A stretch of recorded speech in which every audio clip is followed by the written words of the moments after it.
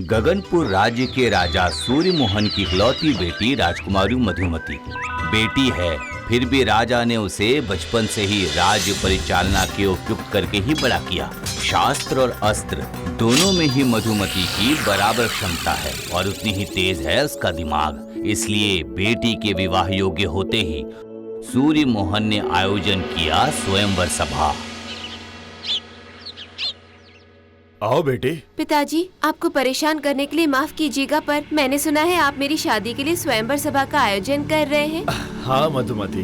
मेरी शादी के लिए उपयुक्त राजपुत्र मैं खुद ही ढूंढना चाहूंगी पिताजी। ये क्या, राजकुमारी होकर तुम खुद जाओगी खुद के लिए पति ढूंढने? जी पिताजी, आपने ही तो मुझे सिखाया है कि यथार्थ इंसान कैसे चुना जाता है। ठीक है, तुम अपना जीवन साथी खुद ही ढूंढना चाहती हो, ये उत्तम प्रस्ताव है। तो फिर मैं सैनिकों को तैयार होने के लिए कहता हूँ। नहीं पिताजी, मैं एक साधारण लड़की बन के ही जाना चाहती हूँ, तभी सबकी असलियत नजर आएगी। राजकुमारी बनकर जाऊंगी तो मेरे सामने सब अच्छा बनने का नाटक करेंगे। वाह, तुम्हारी इतनी समझदारी देखकर मुझे काफी अच्छा लगा। तुम्हारी इच्छा पूर्ण हो। अगले दिन सुबह मधुमती साधारण पोशाक और बिना श्रृंगार के निकल पड़ी राज्य भ्रमण में। अरे, आप रो क्यों रही है? मैं हमेशा के लिए थोड़ी जा रही हूँ। ठीक है, संभल कर जाना बेटी, संभल कर। चिंता मत कीजिए पिताजी, योग्य वर को साथ में लेकर ही वापस लौटूंगी। राज्य भ्रमण में निकलकर मधुमती पहले जाकर पहुंचती है वीरपुर राज्य में। आश्चर्य है, सुबह से जहाँ कहीं भी जा रही हूँ वहाँ हर कोई सिर्फ शरीर की शिक्षा ले रहा है और कोई शिक्षा तो ले ही नहीं रहा।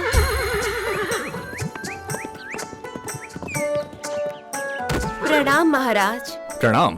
आपका परिचय? मैं एक व्यापारी हूँ, आपके राज्य में व्यापार करना चाहती हूँ, आपकी अनुमति की जरूरत है। अच्छा, आप एक नारी होकर व्यापार करेंगी? क्यों, नारी व्यापार नहीं कर सकती है क्या? किसी भी काम के लिए शारीरिक क्षमता की जरूरत होती है, इसीलिए मेरे राज्य का हर बच्चा बचपन से ही शारीरिक विद्या और अस्त्र विद्या सीखता है। केवल शारीरिक विद्या और कुछ भी जरूरत नहीं है? नहीं, पर अगर ऐसा ही है तो अगर मेरे इस पहलवान को हरा सकती हैं, तभी आपको व्यापार करने की अनुमति मिलेगी। यहाँ तक कि कोई किराया भी नहीं लूंगा। ठीक है, ऐसा ही होगा। मैं कल ही आ जाऊंगी यहाँ पर, और आप गलत हैं ये भी साबित कर दूंगी मैं आपको। चलती हूँ।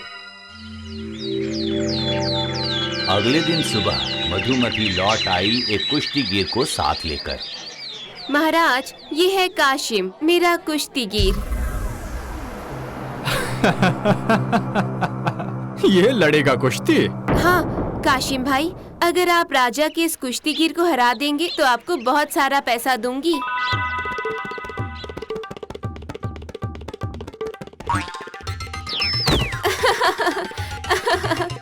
अरे ये है काशिम भाई, आपके राज्य के सबसे बड़े व्यापारी। हाँ महाराज। अरे बाप रे,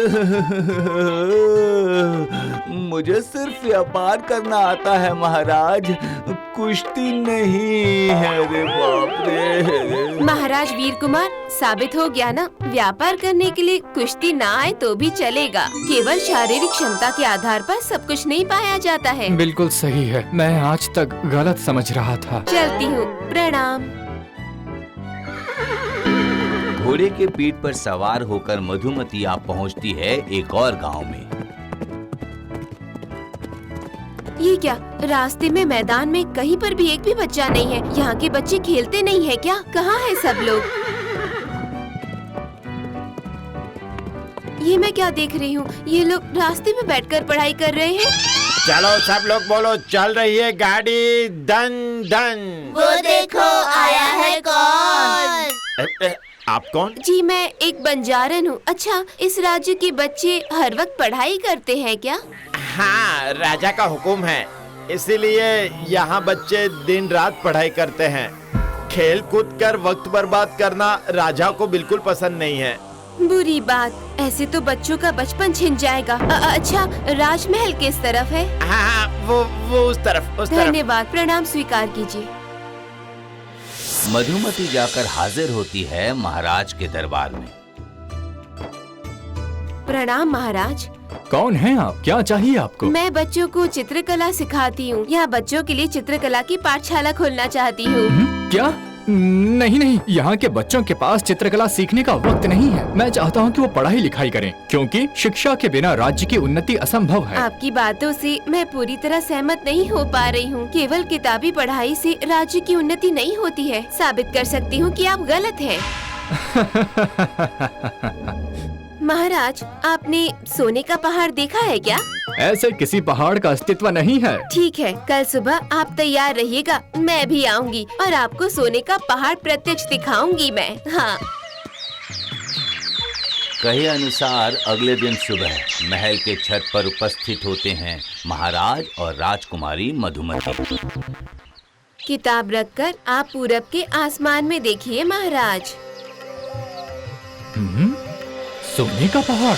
जी महाराज, सूरज की किरणों से बर्फ वाले पहाड़ को कहते हैं सोने का पहाड़। मैंने पहली बार जीवन में ऐसा दृश्य देखा। आपका बहुत शुक्रिया। किताबें पढ़ने के साथ साथ अपने चारों ओर देखना, जानना और अनुभव करना भी जरूरी है महाराज। हाँ हाँ, बिल्कुल सही कहा आपने। आप प्रकृति का आनंद लीजिए, मैं चलती हूँ। सुनहरी रोशनी से उज्जवल पहाड़ की ओर मुग्ध होकर देखते रह गए महाराज और अपने लिए वर ढूंढने मधुमती निकल पड़ती है उनके अगले गंतव्य राज्य में। तो क्या मुझे अपना मनपसंद राजकुमार नहीं मिलेगा?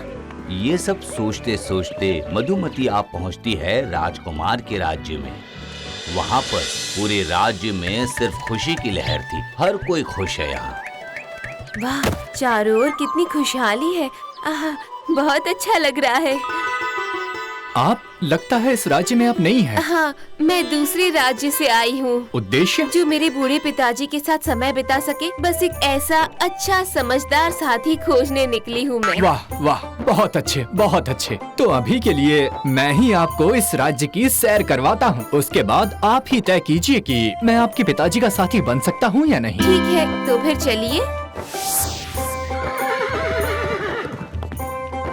तुम सब इस तरह डाक बॉक्स में चिट्ठी क्यों डाल रहे हो? हम सब इसी तरह से तो शिकायत करते हैं। इस राज्य में 8 से 80 सबको शिकायत करने का अधिकार है। ये तो बहुत ही अच्छा इंतजाम है। ऐसी सोच तो मैंने पहले कभी नहीं देखी।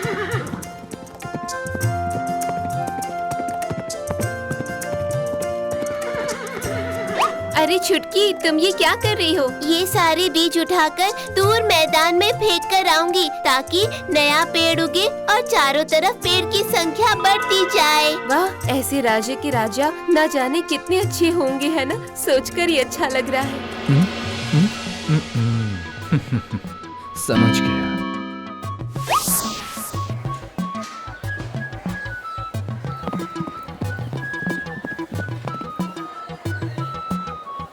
जी प्रणाम। सब कुछ ठीक है ना? जी हाँ। आपका परिचय?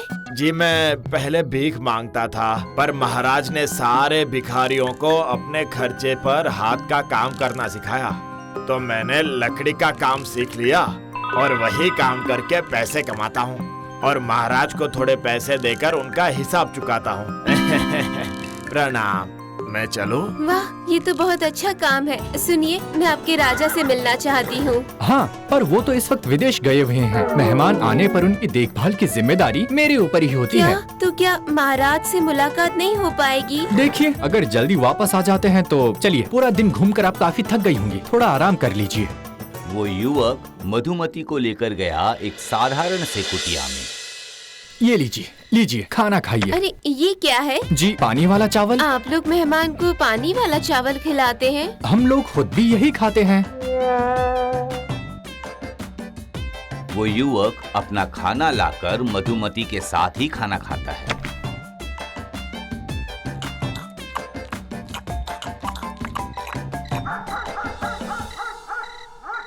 जमीन पर भूसा बिछा देता है सोने के लिए। मधुमती का वो वाला कांटा छिपा देता है भूसे के अंदर।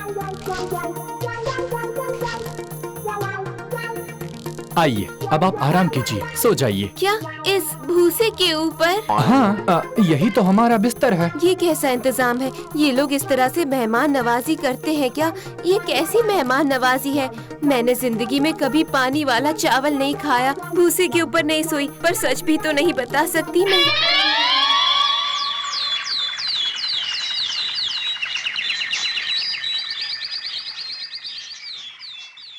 ये क्या मेरे बालों का कांटा कहाँ चला गया?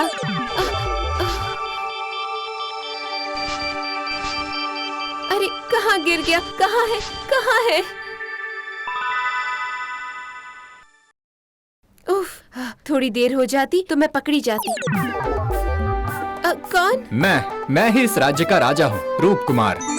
मतलब? मैं अक्सर साधारण पोशाक में लोगों के साथ मिलकर उनके सुख दुख की बातें सुनता हूँ। आपको देखकर समझ गया था कि काफी दिनों से आप बंजारन बनी हुई हैं। ज्यादा चलने की आदत नहीं है और आपका घोड़ा काफी कीमती विदेशी घोड़ा है जो सिर्फ एक राजा के पास ही हो सकता है। धत तेरे की, आप समझ गए थे। बहुत ही साधारण खाना और सोने के इंतजाम से आपने बुरा नहीं माना। इतनी तकलीफ में भी मानकर चलना आपकी अच्छी आदत है। आपने धैर्य रखकर भूसे में से उस बालों के कांटे को निकाला है। इसका मतलब है कि किसी भी काम में धैर्य रखने की क्षमता आप में है। अपना परिचय दीजिए। मैं मधुमती हूँ, गगनपुर की राजकुमारी हूँ। मैं अपने लिए वर ढूंढने निकली हूँ। वाह, मैं भी अपने लिए योग्य पत्नी ढूंढ रहा था जो एक साधारण मन की असाधारण इंसान हो, आपके जैसी। बिल्कुल आपके जैसा। मतलब? आपके जैसा वर तो मुझे भी पसंद है। सच में? ठीक है, तो फिर अब राजमहल में चलते हैं। हाँ चलिए। उसके बाद दोनों घोड़े पर चढ़कर निकल पड़ते हैं गगनपुर की ओर और तभी रोशनी से पूरा आसमान चमक उठता है और हवा में बजने लगती है शहनाई।